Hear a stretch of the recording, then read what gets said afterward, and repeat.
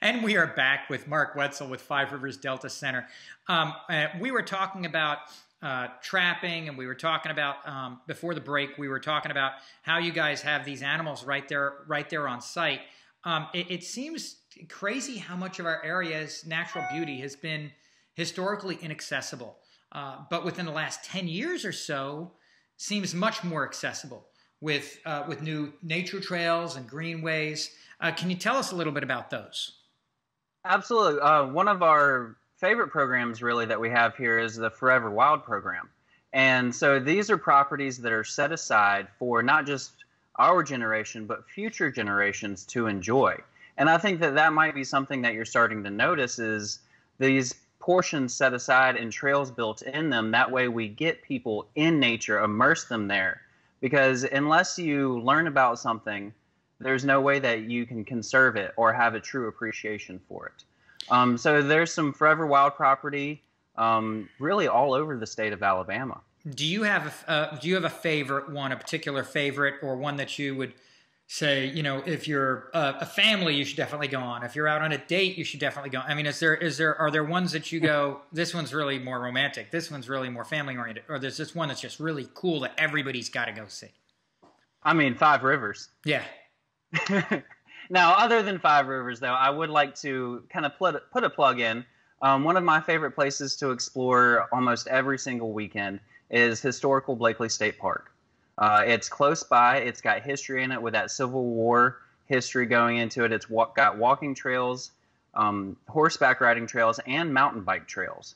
So anything that you want to go and do out there, you can kind of do. Now, if you want to adventure a little further, you can go up to the Pitcher Plant Bog. It's up Highway 225 and see roughly 23 different types of pitcher plants that are up there. And that is a very unique thing to find right here in Alabama. Now, if you want to go on a date, I'd go down to Gulf State Park. Go ahead and go watch that sunset. Enjoy the restaurants down there. They do a beautiful job of managing that facility. So yeah, there's kind of somewhere to go for all of it. Now, what can you tell me about Bartram Trail? I just learned about it, and it seems like something really special. It is. So Bartram was an explorer that came through and first documented many of our different plants and animals. So what we've done is we've kind of historically mapped out his trail and then placed those canoe shelters along it so that whenever, if you want, you can jump on that trail and actually follow his same, I would say, footsteps, but paddle all the way down the river, taking a break at our camping shelters throughout. That's really nifty. So during a normal year, what are the big events that our audience could come to enjoy at the center, and which ones are they still having, and which ones I guess may have been put off or what have you? So with complete uncertainty, let me talk. Let's see. So I do know that we're going to be having the Coastal Birding Fest, and that's coming up. The Delta Woods and Water is still up in the air, I believe. Our Halloween festival that we do each year, we had to modify some. This past year, instead of having our normal 3,000-person Halloween festival, I did a bike parade. So we're still going to be doing some of those big highlights that we have. I think I might be missing maybe an event or two. I've got staff here that's helping me out on them. Well, let me ask you this. Where, if people want to look up the events, is there a social media website they can go to? We can put it up on the screen, and then people Absolutely. Can go right to that and look those things up themselves. Yes, I'm glad that you asked that, because one of our best ways to update is actually through Facebook or our website, which is outdooralabama.com. And then that will also take you to a link of all these different places that we've been talking about to go and explore. The outdooralabama.com website is a wealth of information. And your Facebook page, is it just Five Rivers Delta, or? Our Facebook page is Five Rivers Delta Resource Center. Yes. Got it. 5 with the number 5 or 5 spelled out? With a number 5. Got it. So say someone shows up bright and early when the doors open at the center, and what would be the best way for them to spend their day in and around the center and local attractions? So we do open at 8 a.m. Now, our exhibit hall, we are not opening until 10 a.m. That way we can do proper cleaning procedures before everybody comes in. I would suggest pack a lunch. If you do have small children, pack their bicycles. If you yourself like a bicycle, go ahead and pack that as well.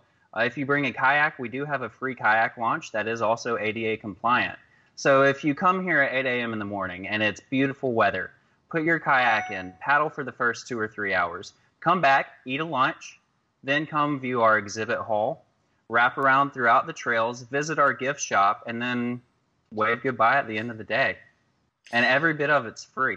You know, at the beginning of the show, I talked about how we drive by all the time. People drive by it on the causeway. People drive by it on the and you can see it in the distance in the bayway. And it's one of those things that you drive by, and a lot of people don't even know it's there. They kind of know it's there, but they don't know what it's about. So I'm so glad we had you on the show today, because there's so many things that people could be doing and enjoying that they're just not, because they may not be aware of it. So hopefully a lot of people will be around now and be able to come experience these things that you're sharing with us now.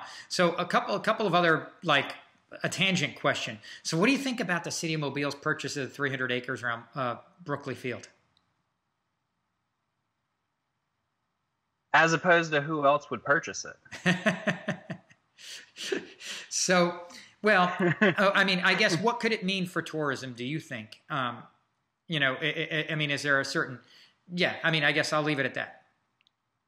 What could it mean for tourism? I hope that they do positive things for it. You know, the Mobile Tensile Delta is something that's oftentimes overlooked.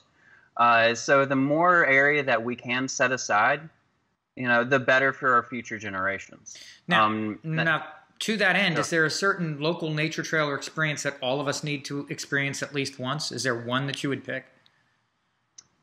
Your very own backyard is oftentimes the best place to start.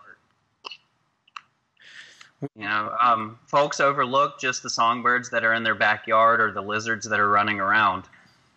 So, Mark, tell me, do you guys have any events coming up in the immediate future? We do, actually, David. We have our Fabulous Fridays coming up that during the month of February at 5 Rivers, you can come between 5 and 6 and watch the sunset. So we're extending our gate hours to provide that opportunity for the public. So that's something people either can just come for specifically, or if I presume if they come earlier in the day, they can stay for as well, right? Absolutely, yes. Well, Mark, so I appreciate you being on the show. Ladies and gentlemen, Mark Wetzel with 5 Rivers Delta. Thank you, David.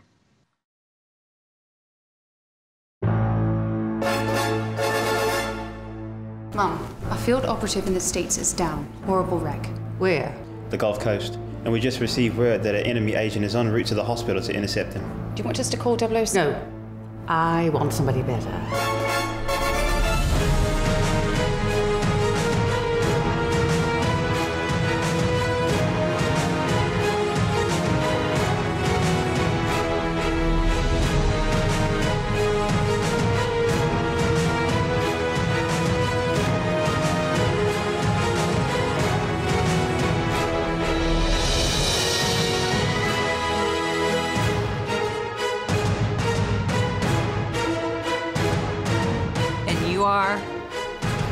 The name is Maloney, David J. Maloney.